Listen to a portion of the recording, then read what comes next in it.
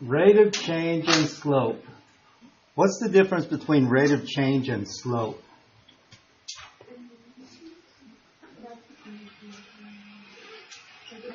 The what? They are the same thing. Yeah. In Algebra 1, the book used the phrase slope, but then anytime they were going to test you, they used rate of change. I don't know why. Rate of change is the ratio that compares how much one quantity changes on average relative to the change in another quantity. If x is the independent variable and y is the dependent variable, then rate of change equals the change in y over the change in x. This is sometimes referred to as, see that triangle y and over triangle x? That triangle is the Greek letter delta. Delta y over delta x. Delta just means change. Change.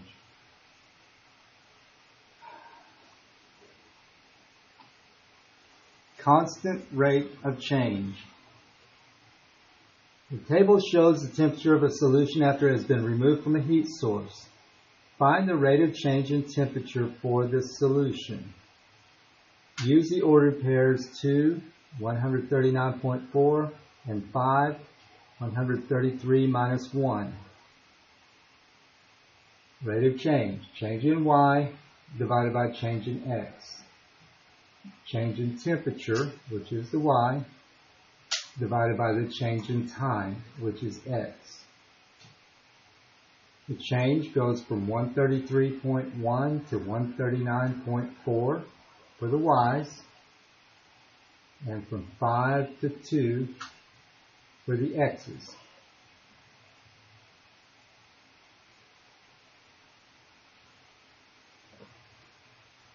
Average rate of change. So obviously in this graph, it's not a line because it has a bend in it.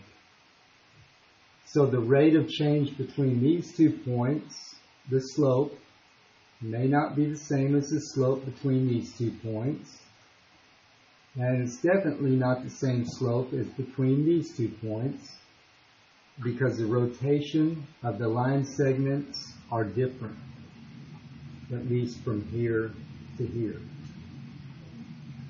So an average rate of change just means all together is changing about this amount. Average rate of change all together is changing about this amount. If it were a line and only a line, if it were only this much, we could say the slope is, it will be exact, and it will always be that amount.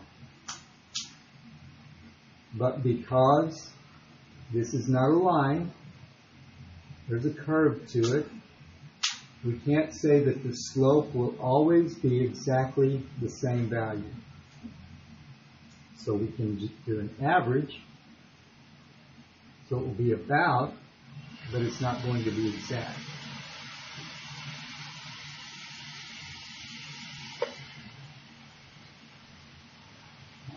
Here's how you learned it in algebra, down at the bottom of the page. y2 minus y1 being divided by x2 minus x1.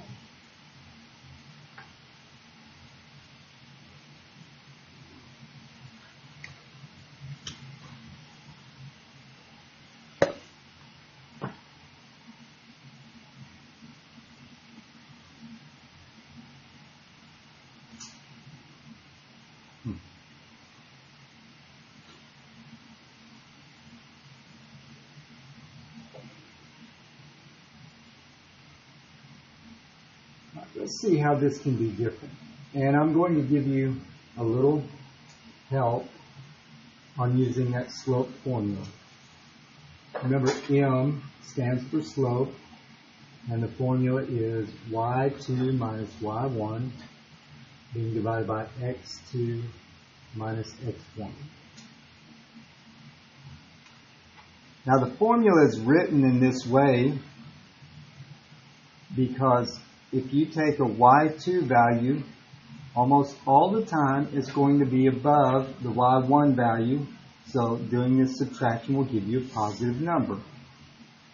And the same for the x's. If you take the x2 value, which will typically be over here to the right,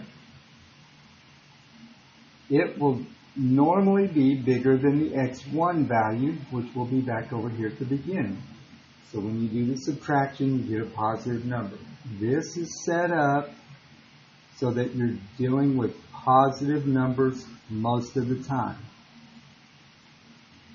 However, you don't have to do them in this order, and you will still get the same answer. So they started out with the points.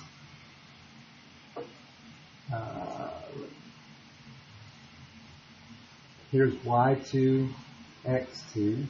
So that point is 2009, 3100. Here's y1, x1. So that was 2004, 200.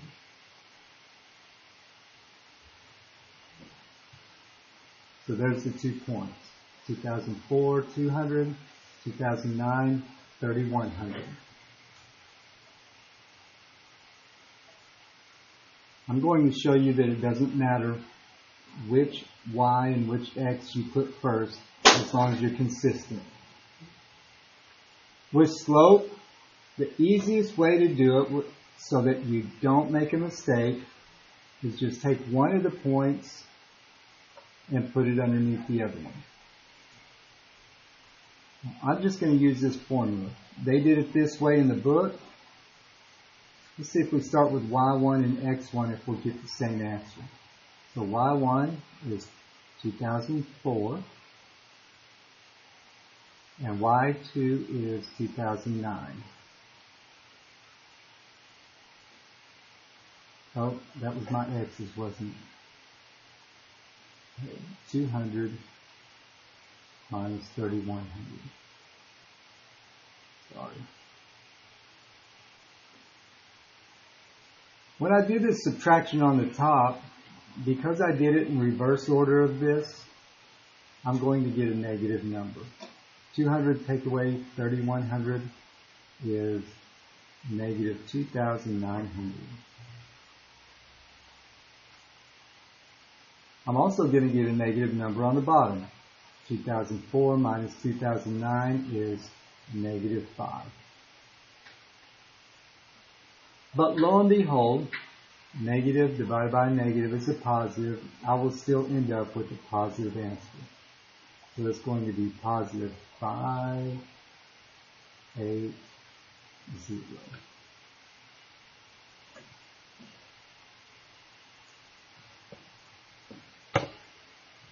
In the book, they did it exactly backwards of the way that I did it, but we still ended up with the same answer.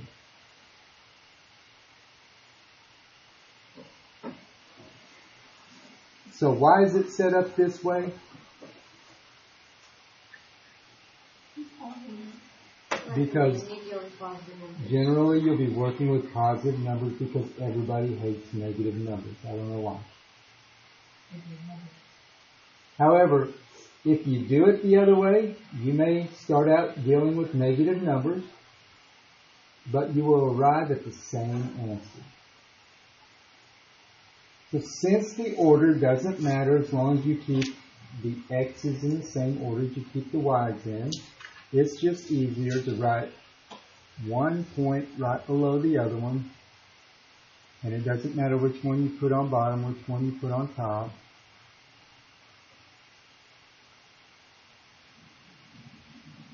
Here's your x's, here's your y's. 2004 take away 2009 is negative 5. 200 take away 3100 is negative 2900. That one right there. Now you have exactly the same thing you had here. 580.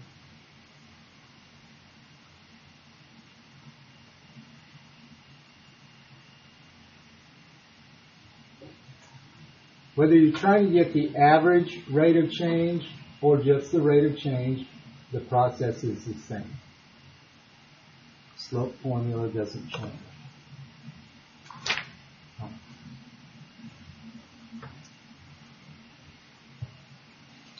Next page, page 78. The slope of a line is the ratio of the change in y coordinates to the change in x coordinates.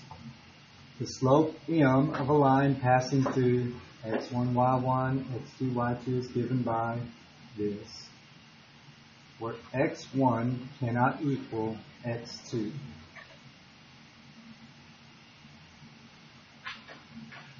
x1 can't equal x2 because when you do this subtraction, you end up with 0. You can't divide by 0. If the x numbers are the same, that means you have a vertical line and the slope is undefined. All right, find the slope of the line that passes through these 2 points. All right, here we go. I've got 2 points. -4, 3. 2, 5.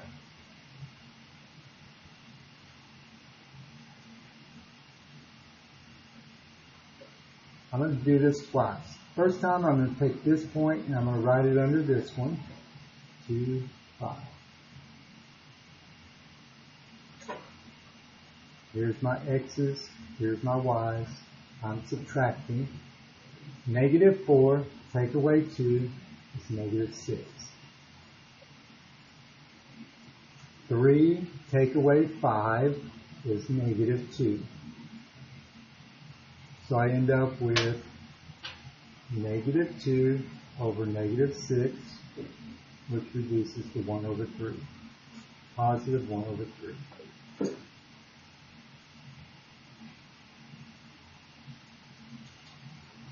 Now I'm going to do it the other way to show you get the same answer. -4, 3, 2, 5. This time I'm going to take the first point and I'm going to put it down here on bottom.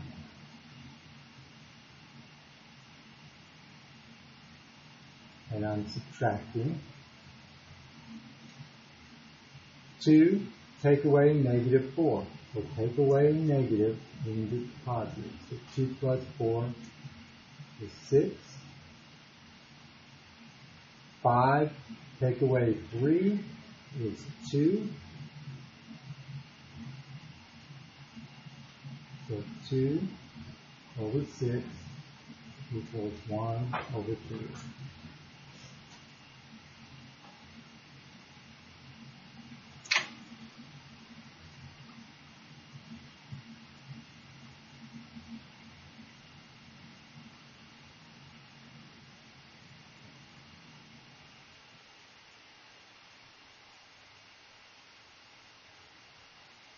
So why did I show you this? Well, here's what happens. We can't figure out what to call y2, y1, x2, x1, so we end up getting these 4 values all mixed up in this formula. I mean, it's really not that difficult, but some of us really struggle with doing that. We get the numbers in the wrong order, and we get the wrong answer. This takes away the possibility of getting the numbers in the wrong order. Put one right below the other. The x's are on the left, the y's are on the right. Then you make a fraction out of it and reduce.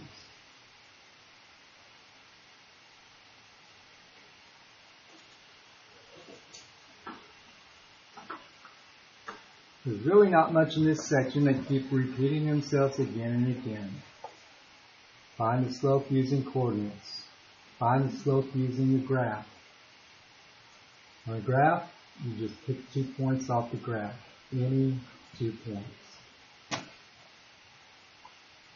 what you're going to do is you're going to look where does this line or the graph cross right in the corner of a box. It does right here, and it looks like it does right here. So we can use those 2 points. We can even use this one right here. This would be the point -2, 0, and this would be the point 0, -3. So why don't we use those?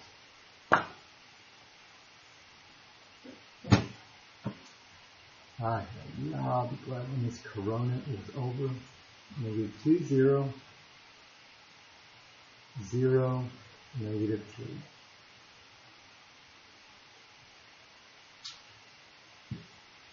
The hard part was just picking the 2 points off the line. Now we're going to take this point, we're going to write it right here.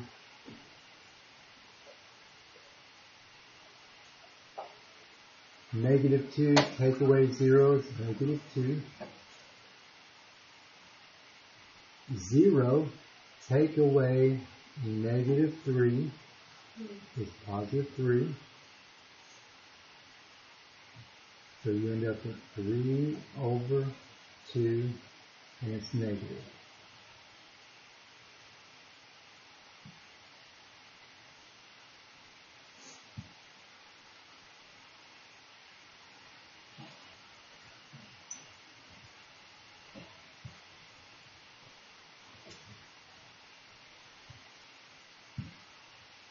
One of the things that they didn't give us,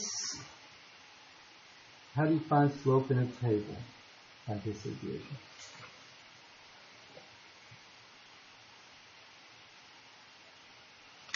And these exercises on the next page. Find the rate of change for each set of data. And we make a table that matches number 1. We got 2, 4, 6, 8, 10, 12, 24, 36, 48, 60.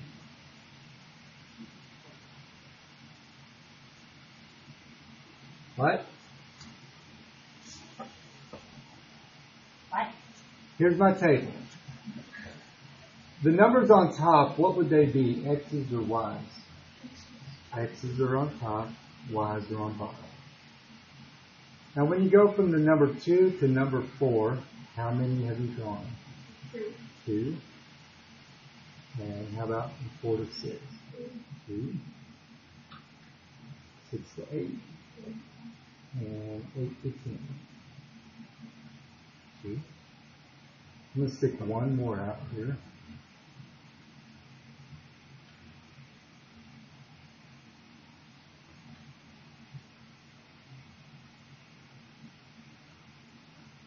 And then from 10 to 14, 4.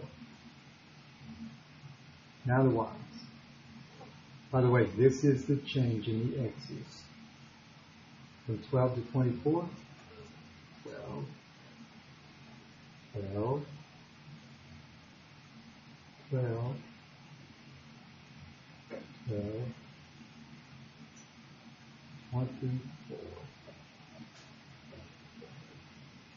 Wait, why do you add the 14 Because I need to show you that sometimes you will get different numbers up here, but the ratio is going to be the same, and that's the important thing.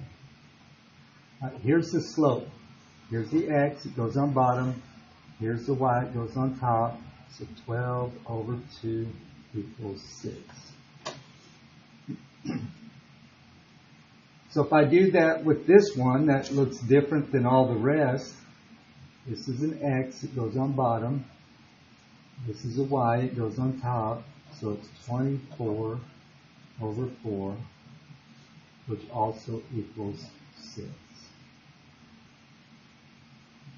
So the rate of change for this table is 6, or 6 over 1.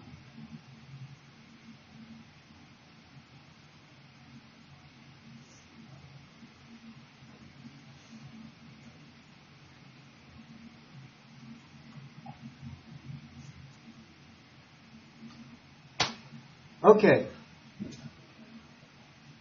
2, 4, 5, 6, 7, and 8. 2, 4, 5, 6, 7, and 8. 1 through 8 except for number 3 and number 5.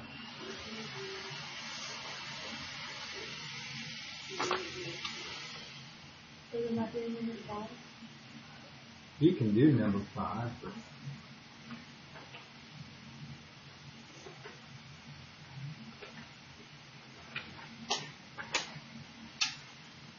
And then 2, 4, 6, 7, 8. Which one are you playing? Sure.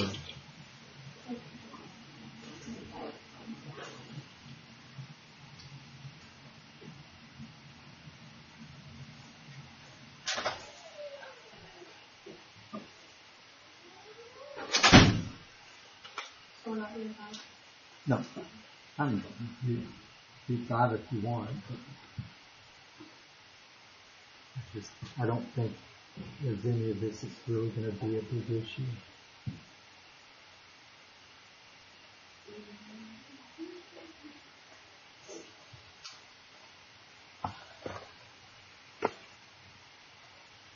But no, the assignment was 2, 4, 6, 7, and 8.